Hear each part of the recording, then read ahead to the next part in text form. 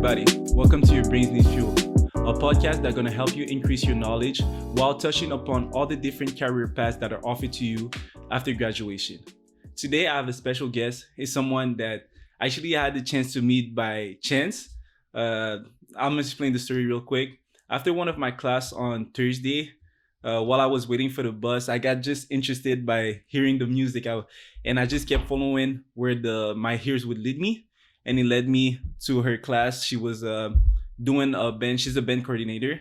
And that's where I got the chance to actually talk to her and introduce myself to her. And I'm with Mary Thornton. How you doing today, Mary? Good. Okay, so my first question to you would be, how did you get into music and where did that passion came from? Well, I thought about this question and I really have no idea other than it was the one thing I knew I was good at. Oh, And it was the one thing I knew would lead me to a path that it would fulfill my passion as well as be a contribution to others. okay. My strengths are not math. One of my strengths is patterning, and which is one of the basic concepts in music is if you have to see the pattern. Okay. That's what led me was because I didn't see myself doing anything else. Okay, that's great to hear. And I know in music you have to be a creative person, or a lot of creative person get into music. So I wanted to know, how did you develop that creativity, or if you always had it in you, when did you see it come up? How did you tap it into that? Well, it's a really good question because it's been debated by many musicians and non-musicians. And my personal belief is creativity is not something you can learn. Okay. You can nurture what you have, but it's not something you get up in the morning and say, oh, today's my creativity day and I'm going to be creative. It's not, to me, it's not possible. Where does it come from? Where does my creativity come from? I see things. Oh. I hear things. Interpreting the music that's in front of you is a form of creativity because you just don't want to stick to the page. You have to feel the emotion that the music is giving you. Okay. And to me, that's part of being creative. A visual artist would see something different. A drama person would see something different, and their creativity is sparked by different activities that they do. Yeah, I think it's really interesting. Even like with music, sometimes while doing another task, people will listen to the music at the same time because I think it opens up something in your brain that just help you bring out something else in you. Like while playing basketball, I will listen to music and it will make me feel a certain way. And I think it's just great. Even like people are dancing to music and stuff like that. I know one thing that I constantly am listening to something. Even as a student in university or a student at high school, I found it was easier for me to learn things if I could hear music, and I would only play music that I liked. Yeah. I never explored very much until I got into the serious stuff at university. So. Yeah. Talking about university, can you a bit touch on your educational experience, like what undergrad you took and stuff like that? Well, I came out of a high school program that still offered grade 13. Oh. And that was a real bonus because it gave you that extra year to kind of solidify, for me anyway, solidify the fact that, yes, I'm headed in the right direction. Don't go here because that's not your interest. And having music as just a hobby was not acceptable to me. I needed to be somewhere in the music. So I went to Waterloo Lutheran, which is now Wilfrid Laurier, and got my music degree there. And then I started to teach through a summer program that allowed me to qualify. When I came up, I moved to North Bay for a year because my husband was a teacher at Whitfield 1,000 years ago. And then my job was in Sturgeon Falls. And so I spent 30 plus years, I think it was 33, teaching at Northern Secondary School. And we moved to Sturgeon because I was constantly on the road. because my rehearsals were all after school. And so it was a better fit for him to travel than for me. And it was just from there, Nipissing offered a part-time program for the B.Ed for qualified teachers. So I took that. And then when I retired in 2001, retired from the high school, it had always been a personal project, or I don't know what you would call it. I wanted my master's degree. Okay. So I went back to Nipissing, did it on a part-time basis, and got my M.Ed. Okay, so you could teach at university level, or? Oh no, I was teaching at the university already level. Because it's the Schulich School of Education. They look for people who have experience in the field. Like I teach the intermediate instrumental music elective, and the senior instrumental music elective. So all the students I have already have their degree. Okay. So we speak the same language. Okay. And it allows me to prepare them and train them to go into their own music class at an elementary or a high school. And then it's always been kind of a little project of mine. I would love to have my PhD. Yeah. But that's a lot of years of studying. It's a lot of years, but I've got too many other things to do. So it's kind of in the background. And maybe when I'm 98 or so, I might think about that. But right now, it's just not a possibility. But it's great that you keep yourself like active and you keep those goals like for yourself. Like you never stop. Like you're always trying to do something else, something that you can.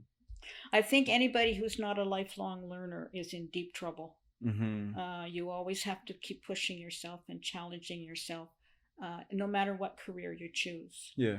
And I don't mean pushing yourself to climb up the ladder. That's a whole other thing that means nothing to me. Yeah. It's pushing yourself to do the best job you can. Exactly. Yeah. That's why even like I tell like some people, let's say playing basketball, like you play basketball, but you should not play only for awards. You should play for what it brings out of you and like what you can do with that to help others.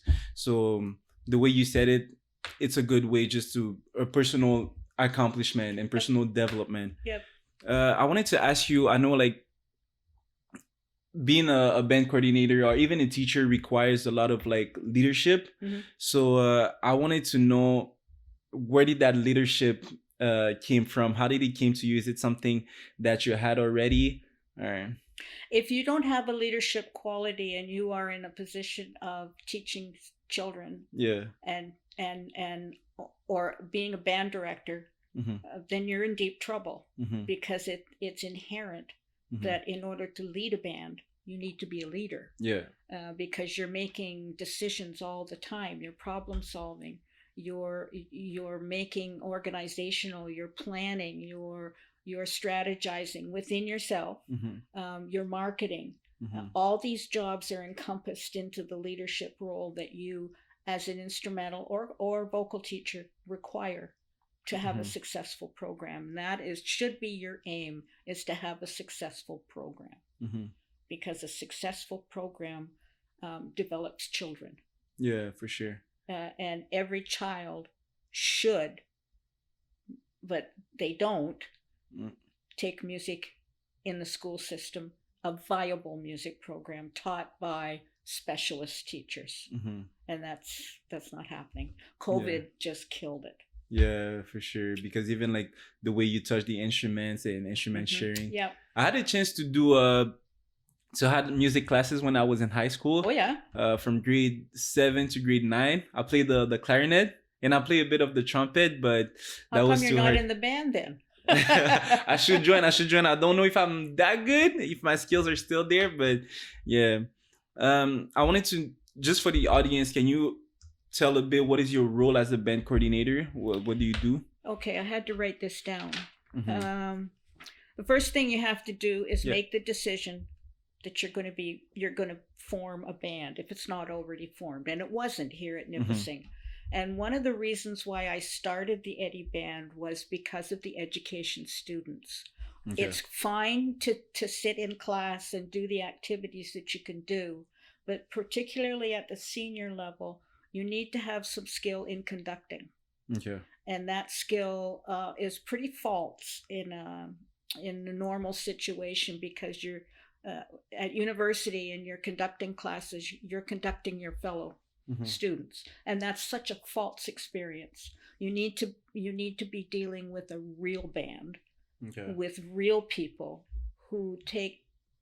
So that's initially why I formed the Eddie Band, was to give them the opportunity to deal in a rehearsal situation with what goes on in a regular band rehearsal, and a concert. I made them do a thing at a concert, because that's a whole other experience. And the band was formed with community members, education students, arts and science students, and Canada students. All welcome. The rehearsal now is on Thursday mornings, but if you're an arts and science student and you have an 8:30 to 9:30 class, then you can come to rehearsal after your class is done. Kids are always coming in and out. Yeah, that's perfect, because like it's a flexible schedule. Absolutely. And it has to be that way in order for the students to be able to participate. And that it's important that they do, so that they maintain their skills, etc. So that's the first thing. Then you have to assemble all these people together, and they need to have some skill. It's not a beginning playing situation. I expect them to have a certain level of skill. I never audition, because I don't want that to be an extra pressure on anybody. Like stressful. If you've played in high school, then you need an outlet, and this is something that they can do. And I'll always find a place for them. Because I think it's that important. The other thing is that a band director needs to do is stay positive. There's nothing worse than, and my experience at the high school, I had students, I had a grade 9 band, and I had students from a theater school who would never be in the band. And I finally found a kid who would tell me the truth. Said, why are you not in grade 9 band? Well, my last teacher, just all she did was yell at me and yell at the class. I said, have I ever yelled at you? Well, no. And so it takes time. It takes building rapport. In any job that you have, it takes building rapport. It takes responsibility, determination, and I'm a very determined person. One of my main goals is advocacy. Because it's being in a music class, it's a dying art. Because COVID is a big contributor. You can't effectively teach instrumental or vocal music on Zoom. It can't be done unless you've got an editing staff behind you. Well, I have never, because even the way you hear the sound won't be the same. It's just you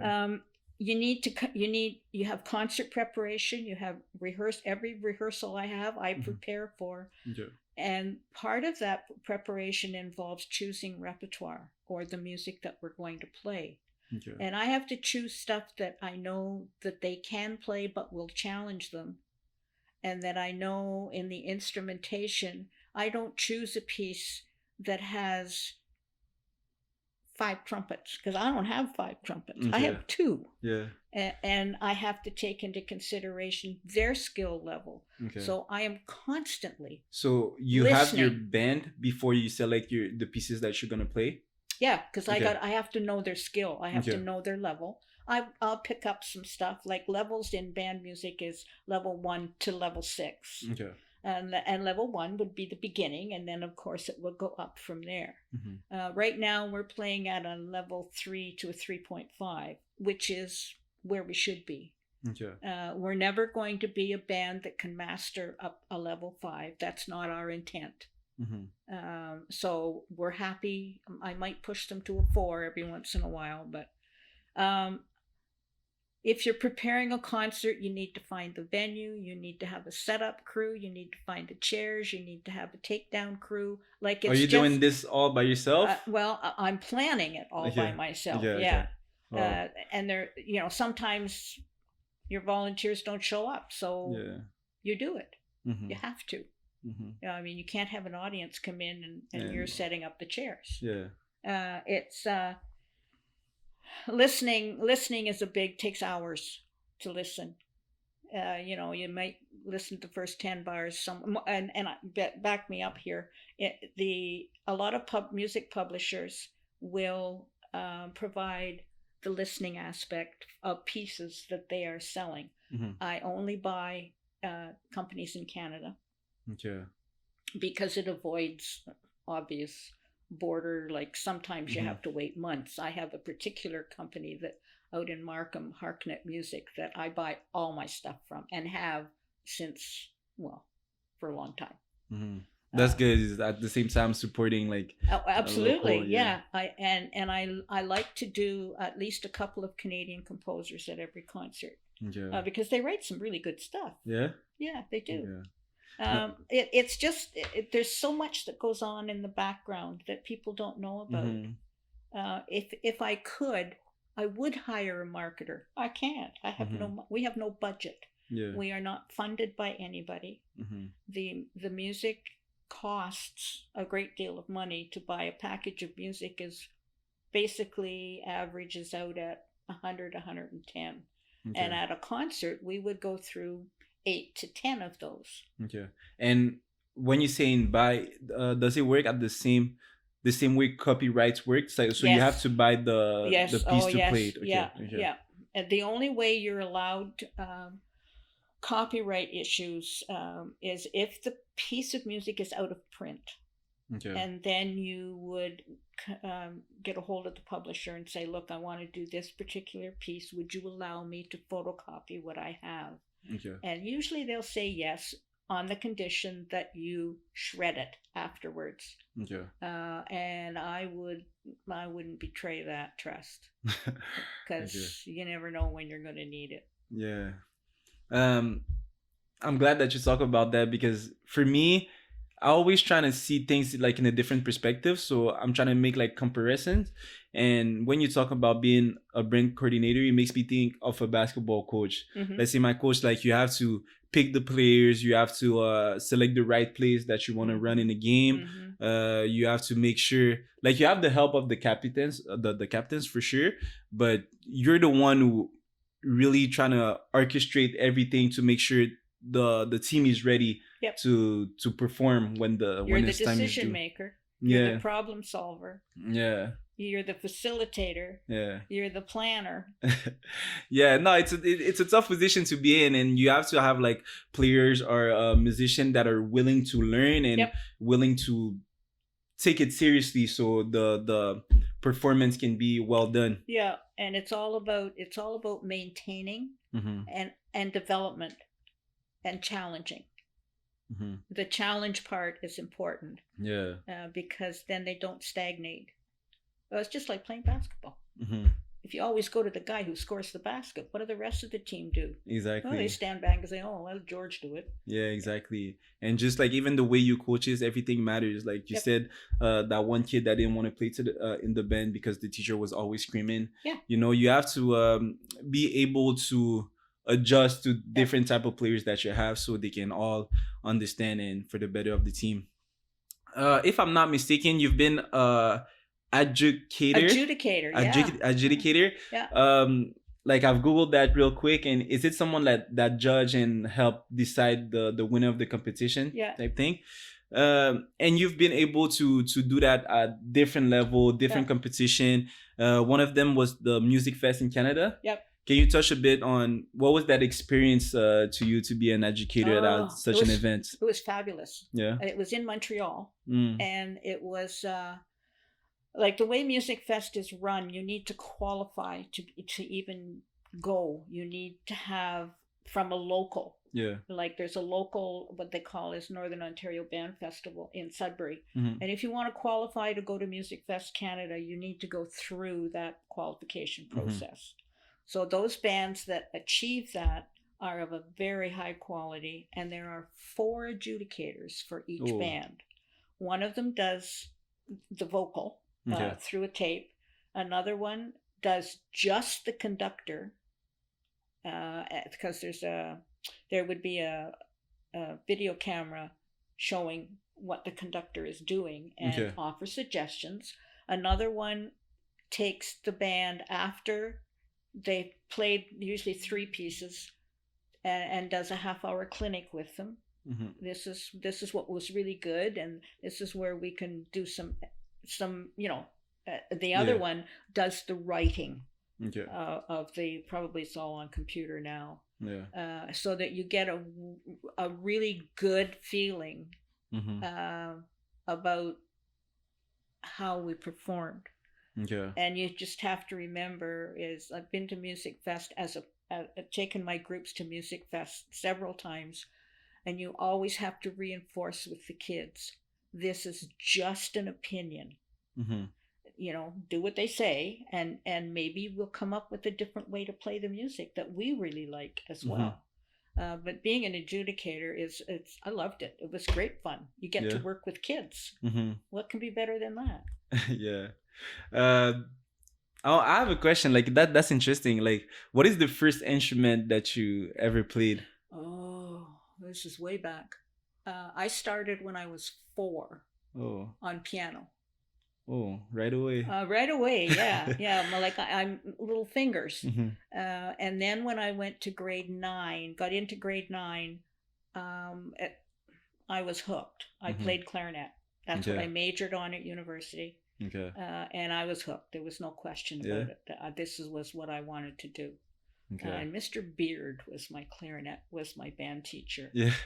Yeah. He was a funny guy. Anyway. Okay. Yeah. And how many instruments do you play today? Well, it has always been my philosophy.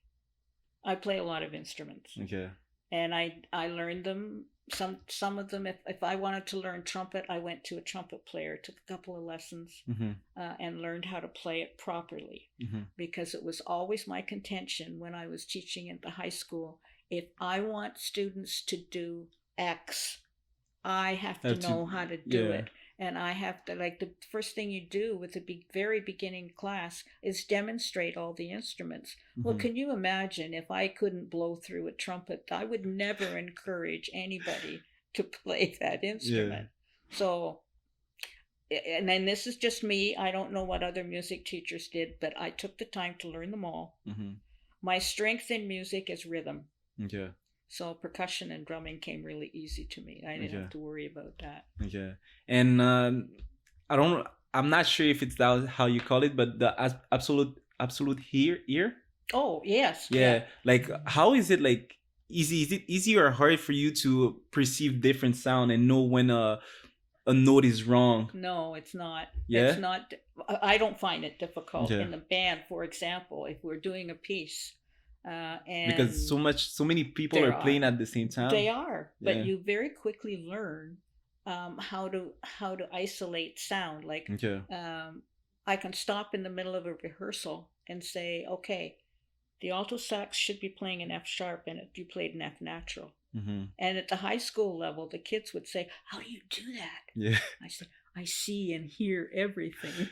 So, nah, that's special. That's a gift. It is a gift. Sure. Yes, it is. Mm-hmm. I do not have perfect pitch. Yeah. And so it's, but I have enough experience that I know whether you're sharp or flat and how to fix it. Mm-hmm. So. Have you ever produced your own musical piece? I have. It was terrible.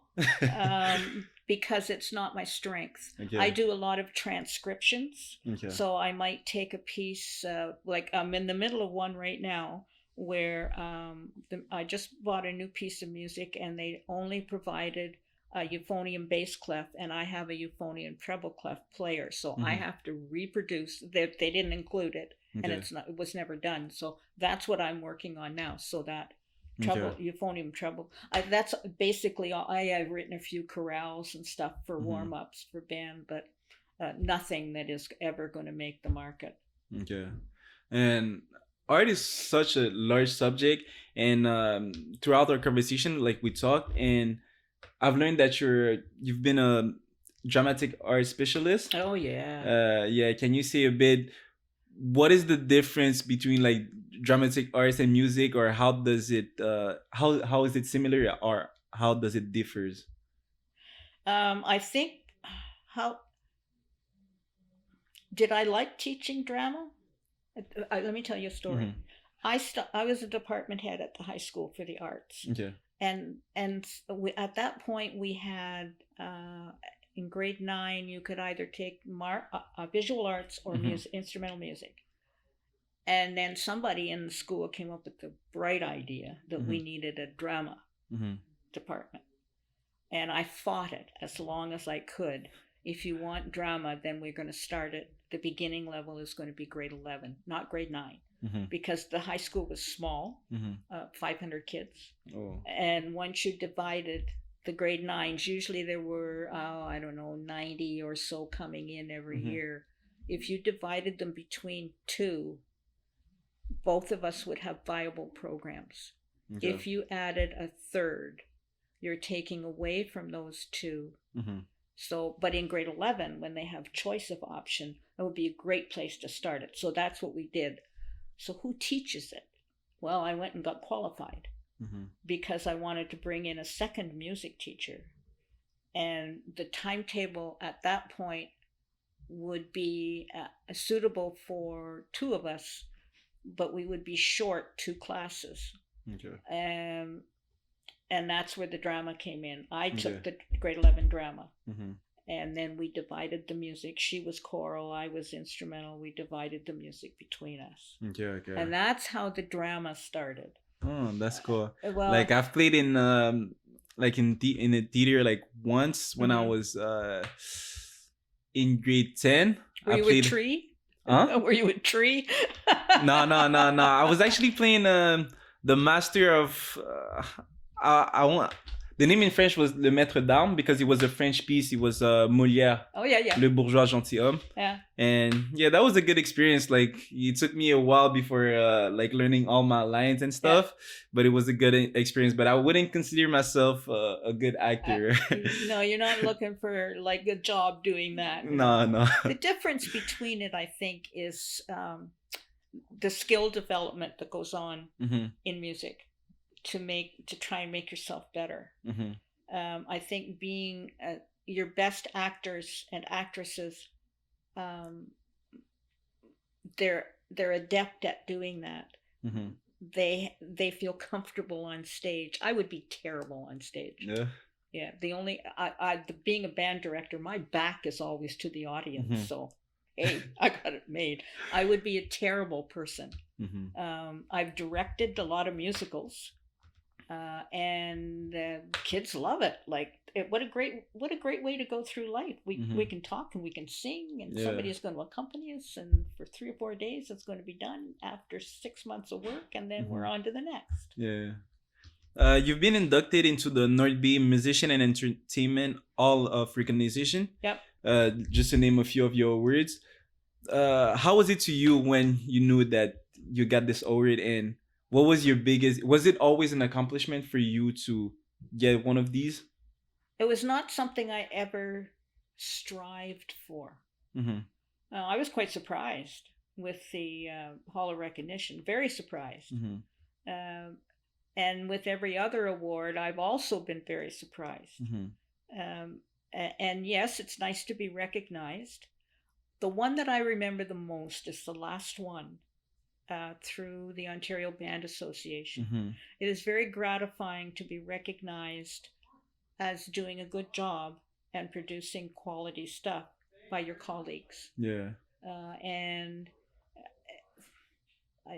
awards, very nice to get, but not something I got to get this award. No, it's not me. Yeah. But like you said, like just getting that recognition from your peers and your colleagues, I feel like it means even more because sometimes you can have like journalists or other people like telling you you're good, but do they really know what it takes to be in that position? No, they don't. They don't. But like knowing like other people that do the same thing as you and telling you like you're doing an incredible job, it's really like Well, it's interesting because it's not in my nature to be braggy. Mm-hmm. It's not in my nature to say, "Oh, look what I've won." Mm-hmm. I have a group of woodwind players that I Mm-hmm. see every Tuesday afternoon. They're clarinet and flute. And when I got this award, I never said a word Mm-hmm. because, really. And at a rehearsal one day, I got this card, Mm-hmm. and it said, "Oh, congratulations!" And I said, "How did you guys find out?" I never told anybody. He said, "Well, such and such a player's brother lives in Toronto, and Mm-hmm. he's a member of the OBA, and he told us." Mm-hmm. I thought, "Oh, geez, like, come on." "Well, you should advertise it." Yeah, And you I said, should. "Why?" It's an award. Like Mm-hmm. it's not for my group. It's for me, and that has a whole different meaning to me. I Okay. would rather it be for my group. Okay, yeah, I understand. I like that. I like that. I wanted to know what are some challenges that you face in your career and what helped you push through those moments? Um, Met a lot of challenges, and it's been sheer determination. Mm-hmm. If I want something, I'll go after it. Mm-hmm. Um, I- I'm brutally honest, Mm-hmm. uh, and and if people don't like that, then Yeah, but I think that's the way it yeah, is. but I think it's better because sometimes being shy of saying something or being honest can be hurtful to the group. You bet. Yeah, Yeah, it is. it's better like that way. If you always being honest, maybe the person not gonna like you as much, but he's gonna know that you have their best interest at heart because Yes. you're Yeah. being real with them. Yeah. So yeah. And challenge. I think the biggest challenge that I face right now is allowing people to see or helping people to see the importance of music education Mm-hmm. to the well-being of the students. There are so many mental health issues out there now as a Mm-hmm. result of COVID, Mm-hmm. as a result of society in itself. Mm-hmm. And if somebody's looking at a career, look to the healthcare, Yeah. which is like, oh, I can't imagine being a healthcare worker. Yeah. It's just tough. It's no wonder. Mm-hmm. But it's Mm-hmm.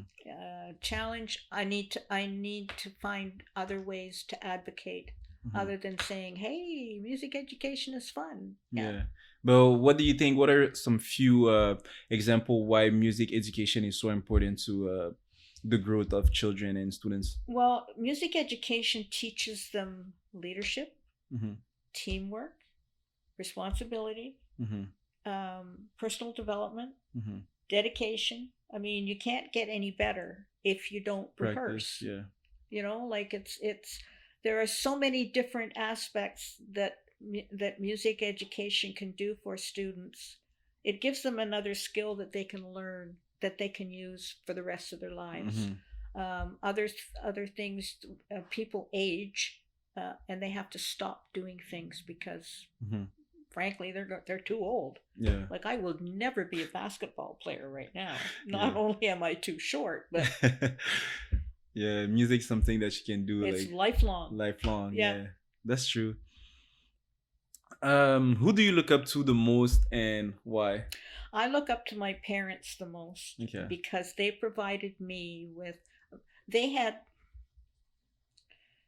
They had an outlook that a lot of today's parents don't have. Mm-hmm. They looked to the future of their child.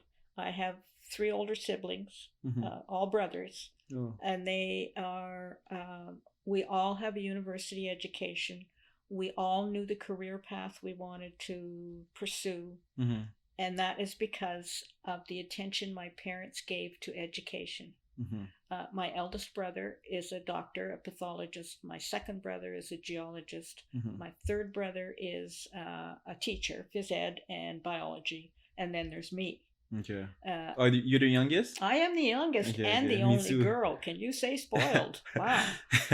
But it's, I think that what they provided to us Mm-hmm. made us all respect education and pursue education. I can still remember my father's words when I got out of grade 13. When you go to university, just remember, you need something to fall back on. You need a way to be able to support yourself. No matter what happens in your life, you need a way to do that. And I think that was really good advice, because it kind of motivated me to stay and to develop the skills that I have. That's interesting. Talking about advice, is there any advice you would give, like if you could talk to your younger self back when you were in university, is there any specific advice that you would give yourself? Keep going. Don't be taken in. Okay. You're on the right path, so do what you have to do to be successful and get what you want. And I did. That's great. That's great. Yeah, I feel good. What is your best performance memory, and what made it so special? Okay, but I have to look this one up.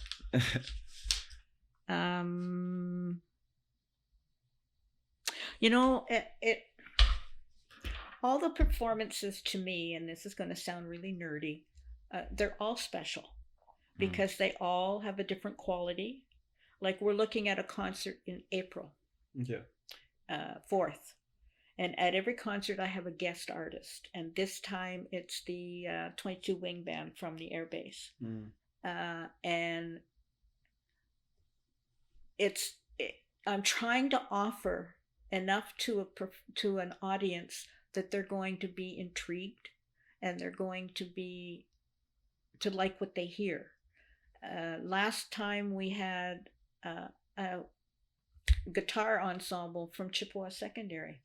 Never had one of those before. It was great. They really did very well for having come off of COVID, and to be at the level that they are. is a tribute to the teacher. So it's if I have any, I really don't have any special memories that said, oh boy, I remember that one, because I barely remember the one we did in the fall. Yeah, but talking about like Chippewa and how they did a great job, often, especially after COVID, often it's tough for students because most of them don't own an instrument at home, and school is the only place where they can really have time to practice. So the fact that they were still able to perform at this level, it's great. Well, that's an interesting point. COVID across Ontario, everybody that I talked to that teaches at the schools, they're all in a rebuilding mode.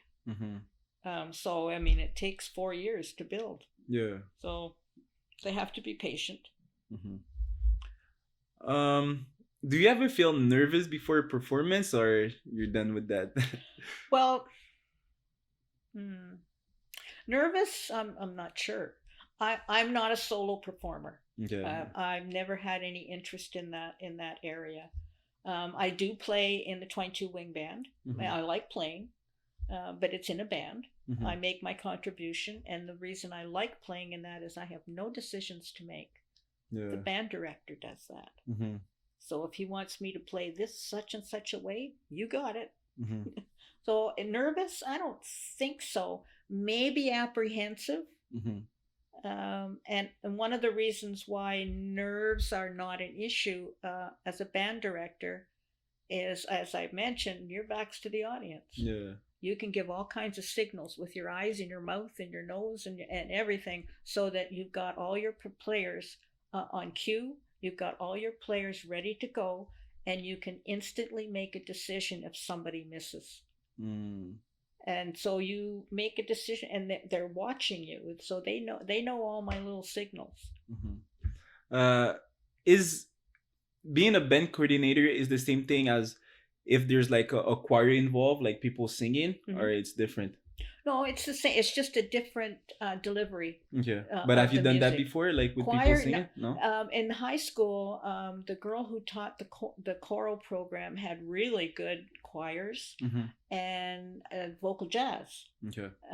I was always the accompanist. Okay. Which suits me fine. I'm not a singer. Okay. That was my last question, but now I'm gonna do just a few quick hitters. So you're trying to trick me, aren't you? What is your favorite season of the year? Oh, I love winter. Winter? Yeah, I do. Yeah. Oh, okay, okay. If there was any place in the world where you could travel, where would you go? Newfoundland. Hmm. Been there 4 times. I'd go back every year if I could. Okay. What is your favorite musical genre? Oh, concert band. Concert band? Oh, yeah. Okay. Are you more sunset or sunrise? Ooh. That's a good question. What am I if I'm sunrise? Okay. What am I if I am sunrise? Am I aggressive? Am I ready to go for the day? And what am I if I'm sunset? No idea. Neither do I. I think the sunrise, because I'm a positive person. Yeah. One quality that I have is sense of humor. Yeah, I've seen that like you throughout our few conversation. Yeah. Yeah, and that really helps in a rehearsal situation. Really helps because you can be honest, and yet do it in a positive, humorous way. So that's good. Okay. Sunrise, I guess sunrise. Okay. I don't know. Okay, that's it for this episode of Your Brains Need Fuel.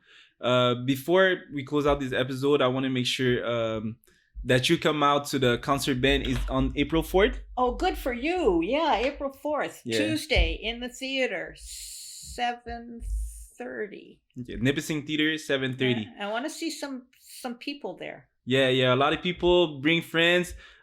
It's free and you have to bring a donation, right? Yeah, just bring a donation at the door. If it's a nickel, it's a nickel. Yeah, bring anything that you have. It's for a good cause. Where the donation are going? The donations that we get at the concerts go strictly to buy music for us. Okay. So it's perfect. We need that to help the music education keep growing. So this episode of Your Brains Need Fuel is going to be available on YouTube, Apple Podcasts, Spotify, and all the podcast platform. Thank you for listening.